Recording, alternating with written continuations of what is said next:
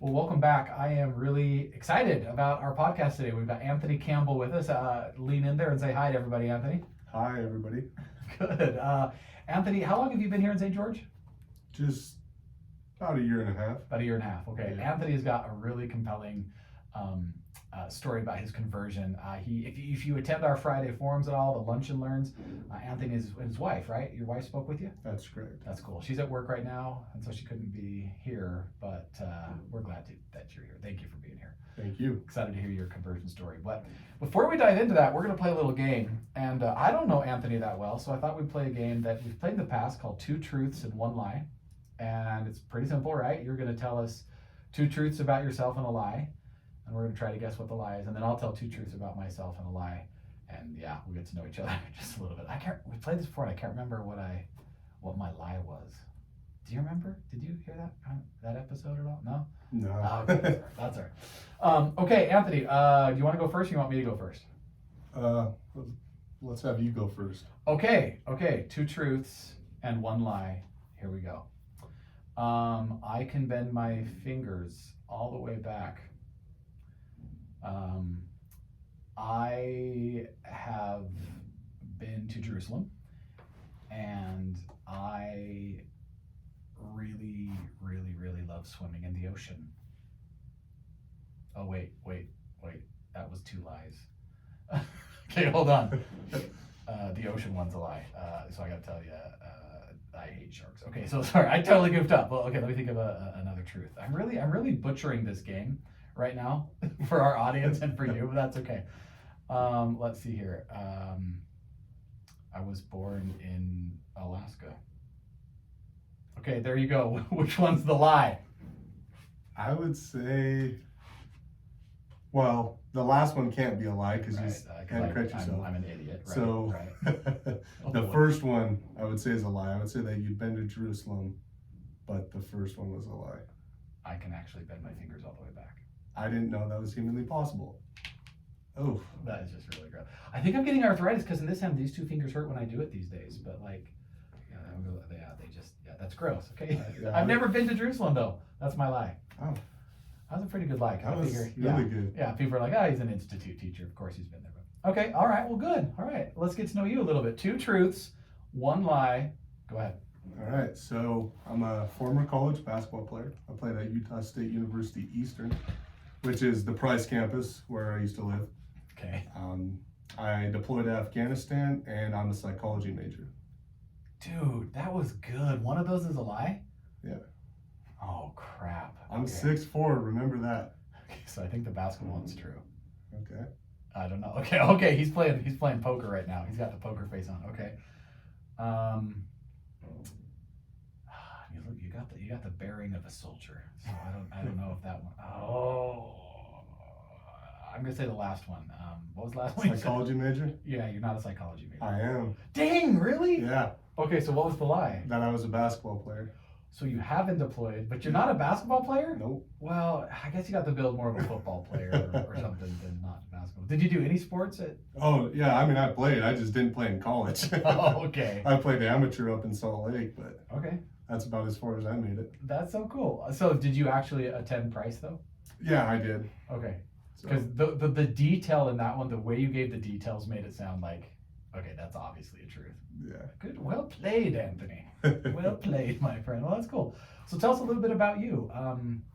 Where are you from? How'd you end up in St. George? And then we'll kind of go from there. All right. So I'm from Helper, Utah, which is... Helper. Yeah. Just right by Price. I don't claim Price. I claim Helper. Okay. It's kind of rivalry cities there, but... Really? Okay. Yeah. Wait, how big is Helper? 2,200 people, I believe. Okay, so, and Price is? They're going to be probably double or triple that. Okay, all right. Yeah, so born and raised in Helper, and what was the other thing that? Oh, so like you attended school there? Yeah. High school, and then you went to college at? Utah State University Eastern. Okay, cool. So, kind of a funny story. I actually got offered a tryout for Utah State University Eastern for the basketball team. Okay. But I had already enlisted in the Army. So there was no going back at that point. Okay, so it was kind of a truth. It was a half truth. I like it. Okay. No, I didn't play. Okay, just recruited. But Awesome. yeah, so Deployed to Afghanistan. yeah, Wow, how long were you there, my friend? 10 months. Man, thank you for your service. That's incredible. Thank you. Appreciate the support. Yeah, that's awesome. Okay. So yeah, deployed 2020 to 2021. Okay. And then when you came back, then is that when you went to Utah State? No, I went to, it was Dixie State University at the time, now Utah Tech. Okay. So right after being deployed, you came here. Yes, exactly. So what had happened, what brought me down here was I had accepted a promotion in the artillery unit down here. Okay. So I got sent down here. So the agreement was I go on deployment with aviation, I come back and I come down to the artillery unit. And that's what led me down here.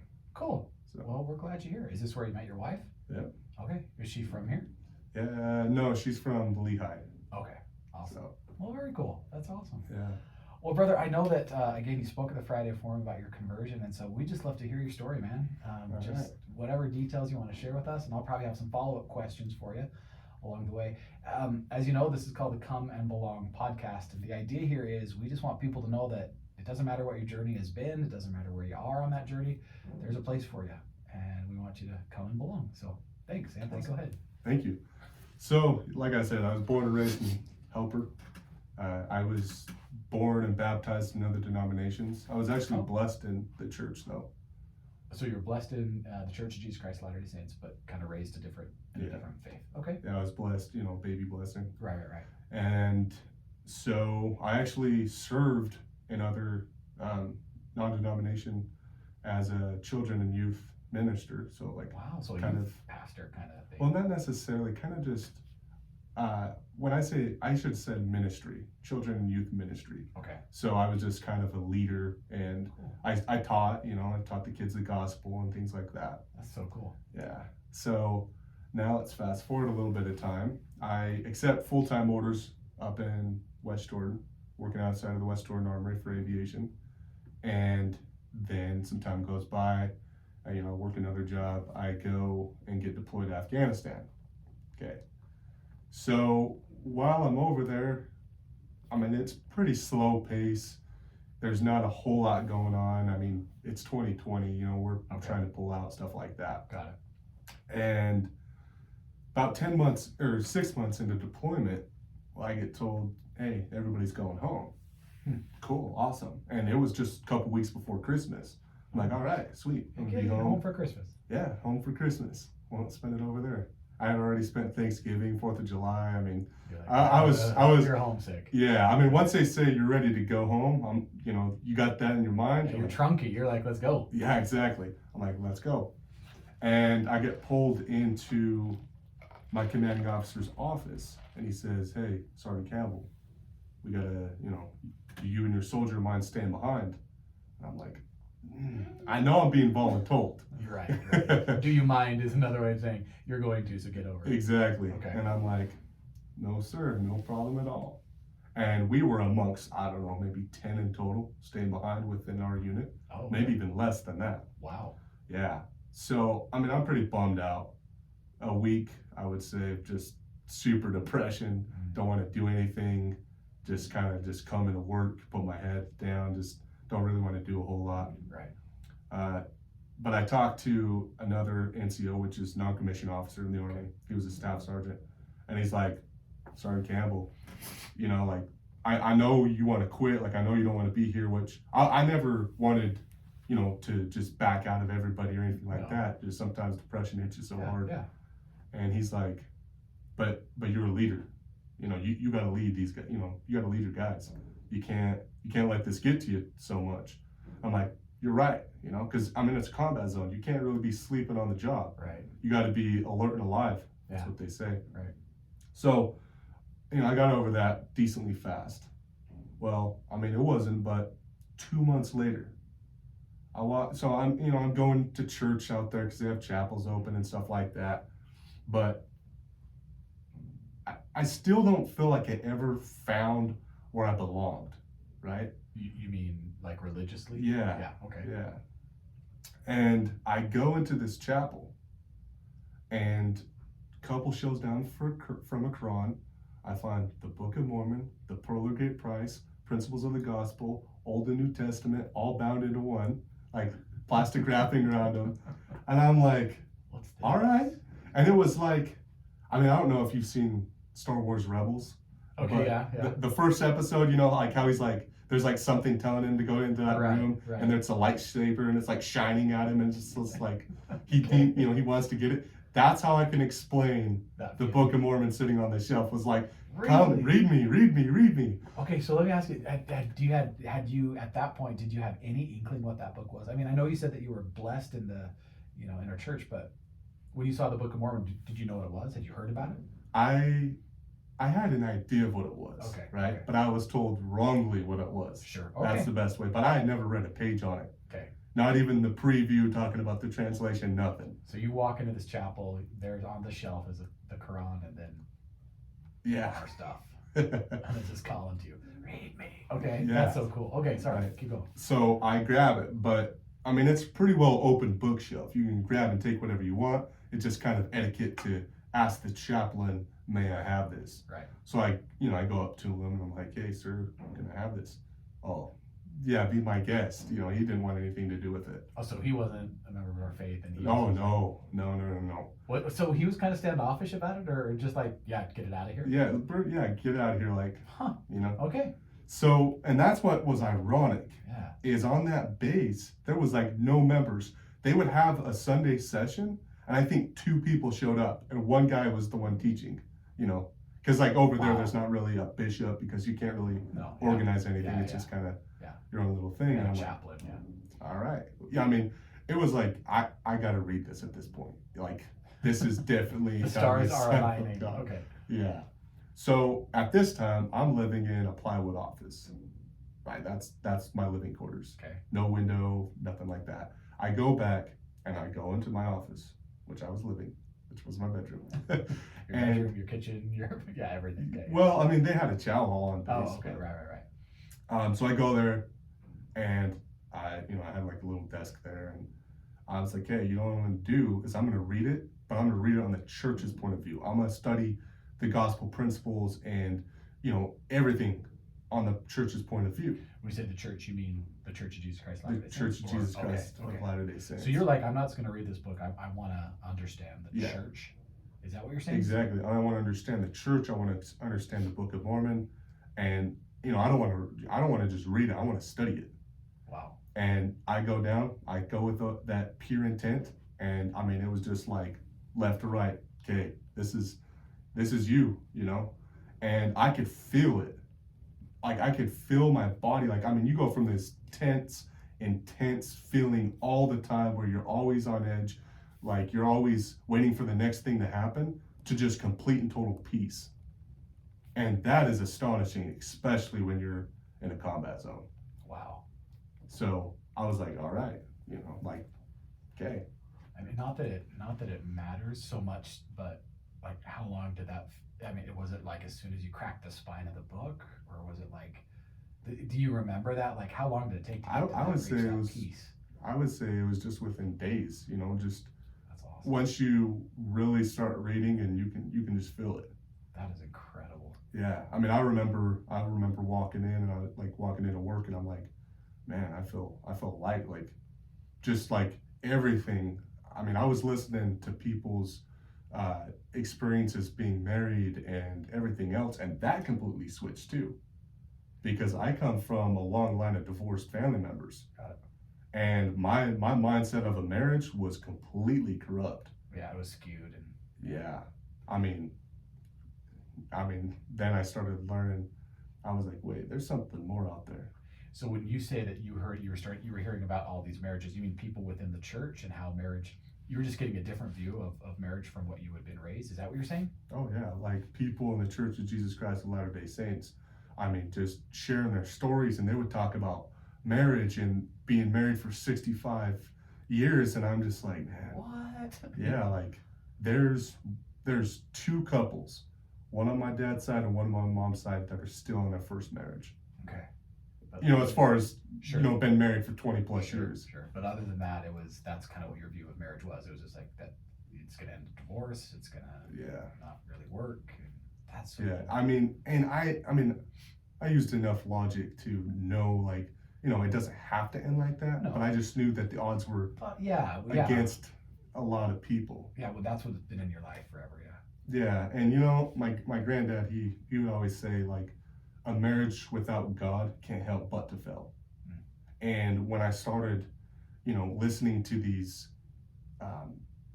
these stories from the people that are members of the Church of Jesus Christ of Latter-day Saints, I was like, oh, all right, they got it. I mean, they got God as the top, as the centerpiece of their family, at the top of the pyramid. And I was like, okay, I need to learn from that. What more is there? I love that.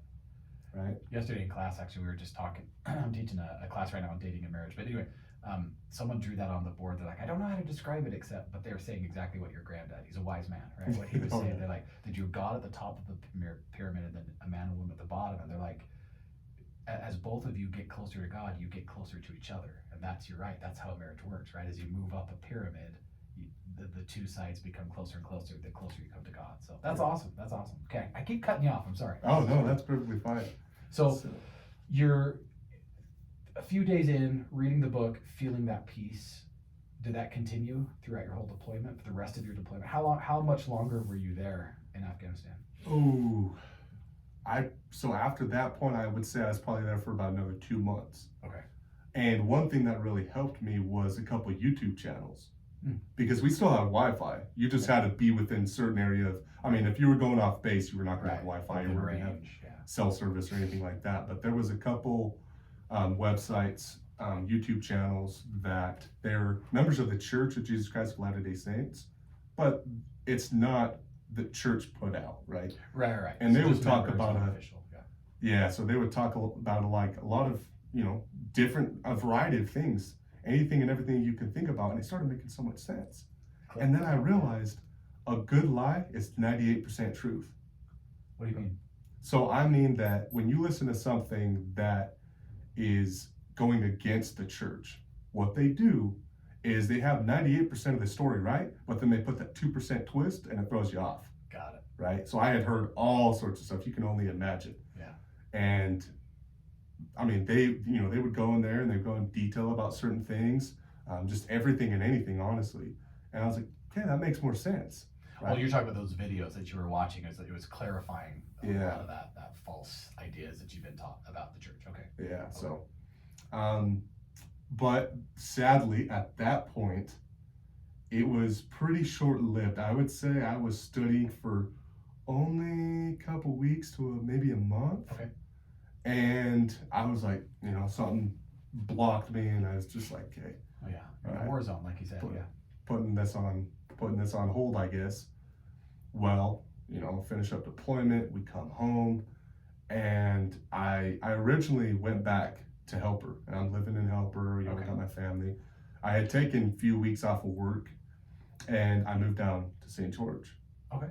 Well, I'm in student housing, and I wasn't a member, so I wasn't going to be with, because sometimes there's kids that will link up and they're like, hey, we're members, we're looking for somebody. Got it. Stuff like that. I wasn't. Right, okay. And I just came into student housing, but it was off campus student housing, so anybody could be there, even if they weren't a student. Okay.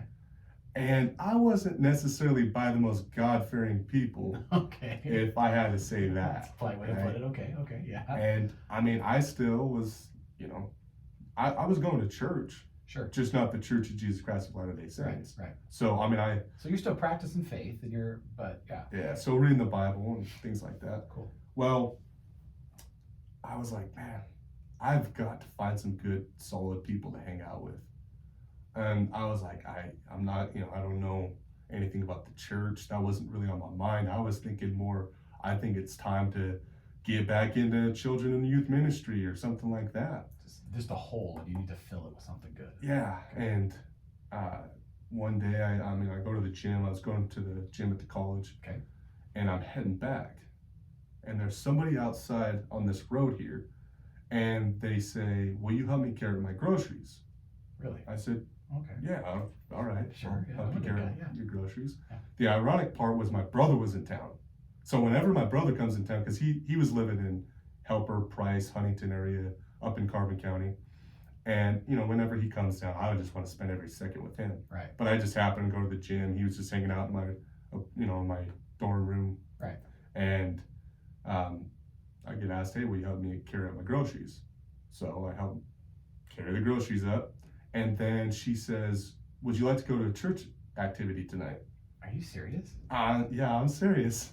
And I was like, all right. And I knew it was for the Church of Jesus Christ of Latter-day Saints. I knew exactly. How did you know?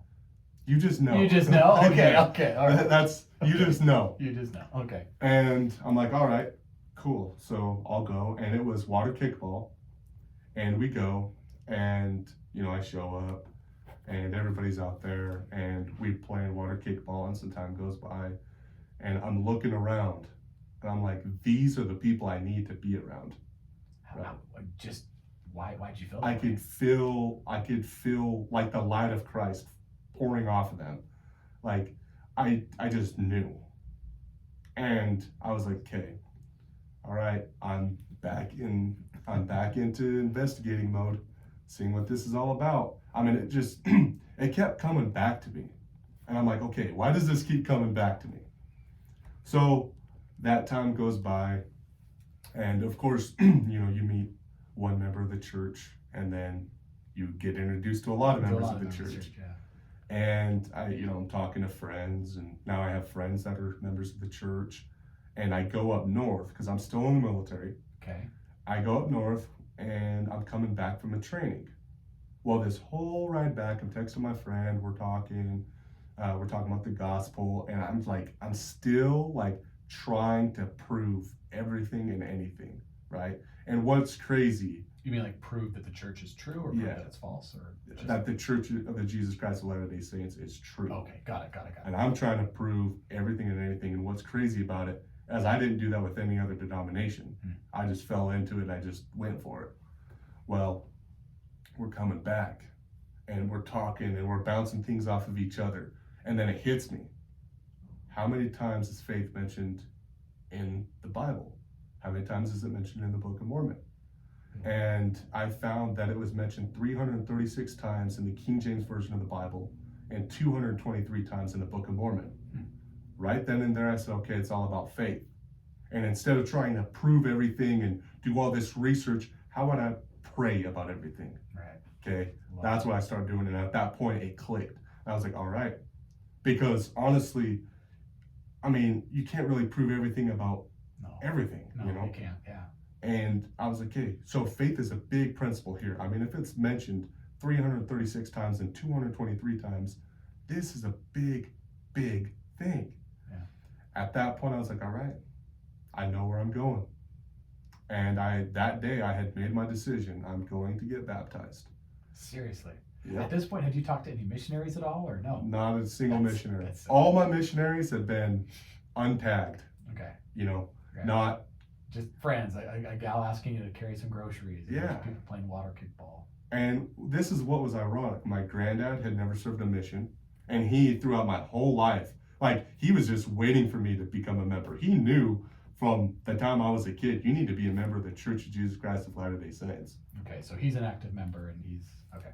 Yeah. So, and then then the girl, the neighbor that I had that asked me to carry up groceries, I don't believe she ever served a mission.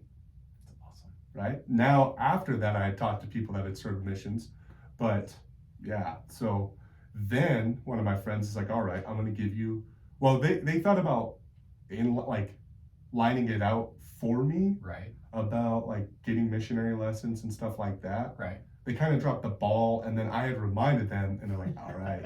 Okay. He's ready. Yeah, you're ready. So I had contacted them.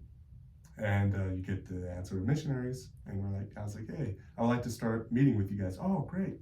So I met with both of them, and we had met actually at the Institute. Okay. So we would meet. Sorry, when was this? What year is it? What year are we in right now? 2021. Okay. Yeah. Okay. Cool. So, yeah. So we started meeting. We started doing the lessons. From day one, Let's just get back. Like my wife is like, you're literally like a golden convert for a missionary, because you come in and you're ready and you want to get baptized on day one. Yeah. Because my wife had served a mission. Okay, now pause. Okay, that's awesome. I gotta ask a couple clarifying questions if it's Okay. okay. So, how long have you been married at this point? Oh, I haven't been married. You're not married. Okay. That's No. what I was wondering. Yeah, I'm single. So you're single at this point. Okay. Yes. And another question, I might be jumping the gun here, but that neighbor friend of yours who asked you to carry the groceries, spoiler alerts, No, did she no, become no. your wife? She was just a friend. She's Yeah, just no, a friend. Okay. I met my wife at school. So Got it. Okay, we're getting there. I'm Yeah, sorry. yeah. I'm sorry. We're- I just we're have to say this though, that like that is the most baller way to invite someone to an activity. Will you help me carry my groceries? Yeah, Hey, seriously. you want to go to an activity? Okay, that's awesome. No, Okay, I and you know apologize. what? I thank her so much and all of her friends. Because- yeah. You know, like when the prophet of the Church of Jesus Christ of Latter-day Saints tells us, you know, missionary work is most important work, he's so right. Yeah. And I mean, I feel that because it wasn't even, you know, a person that had a name tag that said, I'm a missionary of the Church of Jesus Christ of Latter-day Saints. It was somebody that just wanted to share the gospel and just wanted to bring people to the light. And I am so grateful for that. I love that. I think that's probably going to be the title here, being an untagged missionary. That's love how you put that. Okay, I apologize. So day one of the missionaries discussions, you're like, let's go, let's get baptized. You were just ready to go. Yeah. Golden investigator. Yeah, exactly. And so, you know, we're going through lessons and they're asking me, you know, what do you know about the translation process of the Book of Mormon? And I go in so much detail about the 8 witnesses, the 3 witnesses, and so on and so forth. And like one of them is looking at me like, and his face is completely blank. And I'm like, did I say something wrong? He's like, you know more about the translation process than most members do. Yeah. I was like, dude, I've been studying this for months. Yeah, I've been studying this for months. That's so cool. So yeah, a little bit time goes by, and I was like, okay, you know, we're gonna get baptized, and we had to work out a date, and I just continued to meet with the missionaries until the date, as long as I could. Right. I enjoyed so much meeting with them. Yeah. And I was like, okay, you know, I want my granddad to baptize me. You know, So cool. like I just knew he was the one that was supposed to do that. He's always been there with me, and I had a few other members that, you know, would have been able to do that, but I just knew he was the Something one. special. Yeah. He was always there for me, and he always, you know, was talking about the church with me, taking me to church. We would go to an activity every year. So cool. He's been laying that groundwork for years and years and Oh, years. yeah. So yeah, it makes sense. If you do the right one. Yeah, and he's like, you know, all right, I'll do it. And he had to put in some work. He had to put in some work to, you know, be able to come down and do that. But he did, and I was so grateful for that. And so cool. It was so amazing because I'm down here and I feel like I'm all alone. I feel like I don't have anybody. And quite a few people that, you know, are members of the church in my family show up, and they all live in St. George. Really? Yeah, I guess a couple of them didn't, but definitely at least 4 family members, like 2 different families. But, you know, they have, you know, my uncle has kids, so he's gonna bring four additional people, and it was beautiful. It brought so many people together. So cool. My granddad was able to baptize me, and this is the crazy thing. Okay. I think I was the first one he baptized, because I don't think he at the time was. I don't think he baptized his kids. Wow. Yeah. That is so cool. So you're his like first baptism possibly. That's so cool. Yeah, man. I mean, that's so cool. Things were just turning out so good for us at this point. So cool. Well, you know, I actually got baptized a couple weeks after the start of school. So I'm gonna have to rewind a little bit. Okay. Okay, because now I gotta tell you how I met my wife. I was gonna ask, so I'm glad you're doing it. So you were baptized what day? I was baptized, I think it was October 5th, Okay, 2021. 2021. You want to shout out to your missionaries? Do you remember their names? Yeah, Elder Whitlock and Elder Williams. Elder Whitlock, Elder Williams. Yeah, man. Okay, all right. Okay, that's cool. All right. Yeah, so first day of school, Utah Tech University. Gotcha. It was named something else at the time. Okay. Go to biology class. And I see this cute girl sitting out Mhm. front. So I had to make sure that I was in the right class. Right. I mean, the numbers aligned with what was on the paper. Sure. And But you're I like, wanted hey, to you make wanna- sure. You want to help me carry some groceries? Right. Oh, no, okay, no, all right. Yeah, I mean, I had to make sure that Yeah. this is where I was supposed to be. Okay. Well, she's like, yeah, of course. And, we start talking and whatever. Well, I go down to the front row because I always sit in the front row. Okay. Well, guess who sits 2 chairs next to me on the front row? My soon-to-be wife. And I was like, all right, I see you. I see what's going on now. Okay. And she tells the story and she says, I was so impressed because within the first 5 minutes of us talking, he shared his testimony and said how he was going to be baptized. So cool. So you hadn't been baptized at that Nope. point. Okay. Yeah, that's why I had to rewind. I got a little ahead of myself. No, that's totally cool. So she's just like, oh. Yeah. Okay, all right. So I actually, we had talked and I invited her out. We started playing pickleball, and it's a St. George thing around here. Of course. And I started meeting her family, and I love her family so much. Oh, They're so amazing. that's awesome. They're so supportive. And anyways, I'd asked her, I was like, would you mind speaking at my baptism? Oh, okay. Okay, so how long have you guys been talking before you'd asked her? A couple weeks. Okay. Yeah, it wasn't day one, Dude, I love this. When you know, you go. Okay, yeah. Yeah, so, yeah, and, I had met her family, and I love her family so much. Her dad, he's just like an older version of me, kind of. Okay, good. Just all right. bubbly, happy, still, Yeah. we both like Star Wars. We both like, all Disney, everything, and You hit the jackpot, basically. Yeah. That's awesome. and I just remember like our first conversations, we were just laughing, chuckling, just having a good time, and I was like, all right, Okay. I think this is the family I'm supposed to be with. That's so cool. Okay, so you've asked her, hey, will you speak at my baptism? I'm assuming she said yes. Oh, absolutely. Okay. I just have to ask. It's probably a terrible question, but did you cry a little? Did she cry a little at the baptism? Or no? Well, Okay, that's okay. she was definitely emotional. Yeah. I can't remember if she cried, but she did say something pretty funny. Tell me. She said, you're going to be perfect after this, but it's not going to last very long. And I was like, you're right. That's how everybody is. You get Love it. fully immersed under the water and you come out a brand new man, and you're only a brand new man for maybe a couple hours. Yeah, and then you do something. Yeah. Yeah. That's so cool, man. So, okay, so she speaks at your. How soon after the baptism did you guys start getting like serious and start thinking about marriage and yeah, how long? Well, so shortly after the baptism, I mean, we were probably, going out and hanging out and playing pickleball and stuff like that for, I want to say about a month. Okay. And then we started to make things official. Okay. And yeah, within a few months, give or take, once again, we knew that we were supposed to be married. She was up at the temple. Got the message. I was actually at the gym. Really? And I knew this is where I was supposed to be. Pumping iron, going, you know what? Yeah, this is right. Yeah, I mean, it just hit me. And this is the craziest part, is it was at the same time, within the same hour. She was up at the temple, Getting and I was at the gym, confirmation. and we got the same confirmation that we were supposed to get married. So cool. So And I cool. was like, all right. That is so cool. So when were you guys married? We were married June 4th, Okay. 2021. Okay. So, yeah. And then I received my endowments last month, and we got sealed a few weeks ago. Man, So.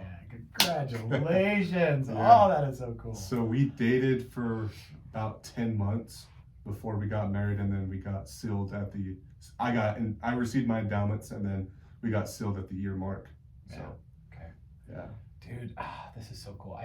What I love about this story and this conversion is, well, there's so much, but obviously, the thing I love is just that idea of untagged missionaries. That I think sometimes in the church, we talk so much about missionary work and gathering Israel, and we all have these conceptions that it's like, oh yeah, I've got to do the tag thing, and I gotta, it's like some really difficult, and it's going to be embarrassing, or it's going to be hard, or what do I say? And the fact that someone's just like, hey, help me carry my groceries. Hey, you want to go to an activity? Like that's just so cool. Like if we would just do that more often, and like just, I don't know, like just be normal and natural about it, and be like, hey, this is part of my life. Would you like to know more? Like that's so cool. Yeah. What recommendations would you have for people who again, who maybe have been members of the church for a long time. Would you remind us of anything, or have any advice for us, again, as far as like what are some normal, natural ways that we can just reach out and let people know you belong? Yeah, I mean, just be friends with them, be genuine friends, and just accept them and love them, and know that they might not be on the covenant path right now, but they can be, and they can get there, and they can stay there. You know, we hear from Elder Holland, he said, get on the covenant path and stay there. Everybody has the ability to do that. And just because they're not a member of the Church of Jesus Christ of Latter-day Saints doesn't mean that they're not living by gospel values. Right. And I think Big one. sometimes people can get that a little twisted, is they think, oh, you know, We assume that somehow they're living yeah, not Christian, good, moral lives. Yeah, yeah, exactly. that's so cool. Anthony, it has been a pleasure to have you on the show, man. I thank you so much. Thank you. You've inspired me. I want to be a better untagged missionary. That's for sure. Man, thank you so much for joining us, and thank you guys for listening, and we'll catch you next week.